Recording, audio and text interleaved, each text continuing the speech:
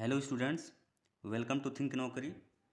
और आज हम बात करेंगे डायरेक्ट और इनडायरेक्ट नरेशन की। स्टूडेंट्स, इसके पहले हमने बात की थी कि यदि डायरेक्ट स्पीच का रिपोर्टिंग वर्ब पास्ट टेंस में हो तो डायरेक्ट से इनडायरेक्ट बनाते समय हम रिपोर्टेड स्पीच के टेंस में कैसे परिवर्तन करेंगे। तो इसी के अंतर्गत हमने रूल एच तक बात की। आज हम बात करेंगे रूल आई की। तो रूल आई क्या है स्टूडेंट्स?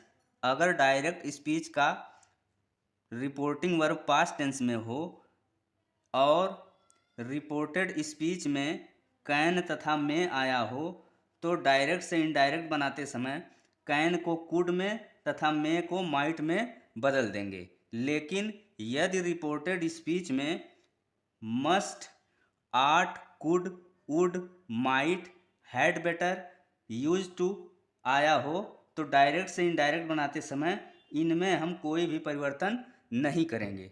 तो यहाँ पे हम कुछ एग्जाम्पल्स की बात करेंगे। तो एग्जाम्पल नंबर 1 की अगर हम बात करें, जो कि डायरेक्ट स्पीच है, I said I can jump into the river. यहाँ पे स्टूडेंट्स आई सेड के बाद तुरंत कामा लगा है, तो इसका मतलब आई सेड यहाँ पे रिपोर्टिंग वर्ब है और हमारा रिपोर्टिंग वर्ब यहाँ पे पास्ट टेंस में है। और जो डबल इन्वर्टेड कामा में है वो है रिपोर्टेड स्पीच। तो यहाँ पे रिपोर्टेड स्पीच क्या है? I can jump into the river. तो इस रिपोर्टेड स्पीच में कैन आया है और जब हम इसे डायरेक्ट से इनडायरेक्ट बनाएंगे तो क्या करेंगे? यहाँ पे लिखेंगे आई सेड, रिपोर्टिंग वर्ब के आगे का कामा हटा देंगे तो ये हो गया आई सेड। इसके बाद कंजक्शन दैट जोड़ देंगे तो ये हो गया आई सेड दैट। अब हम क्या लिखेंगे? अब हम लिखेंगे रिपोर्टेड स्पीच को। तो जब हम रिपोर्टेड स्पीच को लिखेंगे तो रिपोर्टेड स्पीच का हम डबल इन्वर्टेड कामा हटा देंगे। तो ये हो गया I could jump into the river. तो यहाँ पे डायरेक्ट से इनडायरेक्ट बनाते समय हमने कैन को कुड में परिवर्तित कर दिया। इसी तरह से एग्जाम्पल नंबर 2 की हम बात करें तो डायरेक्ट स्पीच क्या है? ही सेड द बॉय मे गो। तो यहाँ पे रिपोर्टेड स्पीच में क्या आया है? में आया है। तो डायरेक्ट से इनडायरेक्ट बनाते समय हम क्या करेंगे, आइए देखते हैं। तो जब इसका हम इनडायरेक्ट लिखेंगे तो ये होगा he said that the boy might go. तो यहाँ में था, में को हमने माइट में बदल दिया। कब? जब हम डायरेक्ट से इनडायरेक्ट बनाएंगे। अब इसी तरह हम एग्जाम्पल नंबर 3 की बात करेंगे। एग्जाम्पल नंबर 3 क्या है? The teacher said Ram must be awarded. तो जब हम इसको डायरेक्ट से इनडायरेक्ट बनाएंगे तो लिखेंगे the teacher said that Ram must be awarded.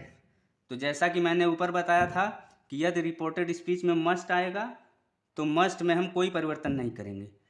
जब हम डायरेक्ट से इनडायरेक्ट बनाएंगे तो मस्ट में कोई भी परिवर्तन नहीं करेंगे, यानी इनडायरेक्ट स्पीच में मस्ट का हम मस्ट ही लिखेंगे, इसमें कोई परिवर्तन नहीं करेंगे। इसी तरह से एग्जाम्पल नंबर 4 की बात करें, he said to me Ram should have tried harder. तो यहाँ पे जब हम डायरेक्ट से इनडायरेक्ट बनाएंगे तो चूंकि रिपोर्टिंग वर्ब के तुरंत बाद यहाँ पे ऑब्जेक्ट आया है, ऑब्जेक्ट हमारा कौन सा है? मी है।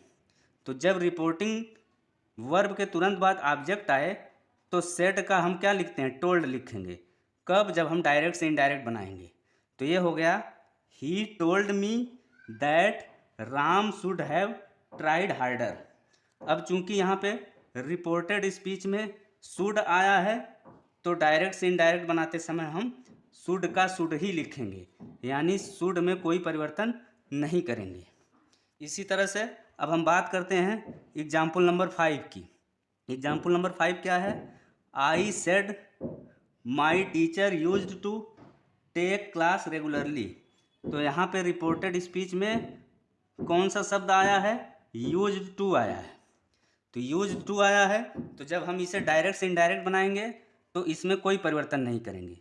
तो इसका इनडायरेक्ट होगा I said that my teacher used to take class regularly. तो यहाँ पे यूज टू में कोई परिवर्तन नहीं होगा। इसी तरह से अब हम एग्जाम्पल 6 की बात करें तो एग्जाम्पल 6 क्या है, they said the children had better go to bed early.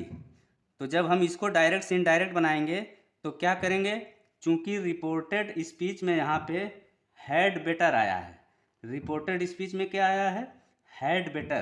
तो जब हम इसको डायरेक्ट से इनडायरेक्ट बनाएंगे तो हैड बेटर में हम कोई परिवर्तन नहीं करेंगे, तो इसका इनडायरेक्ट हो जाएगा they said that the children had better go to bed early. तो स्टूडेंट्स, ये था आज का वीडियो। Thanks for watching.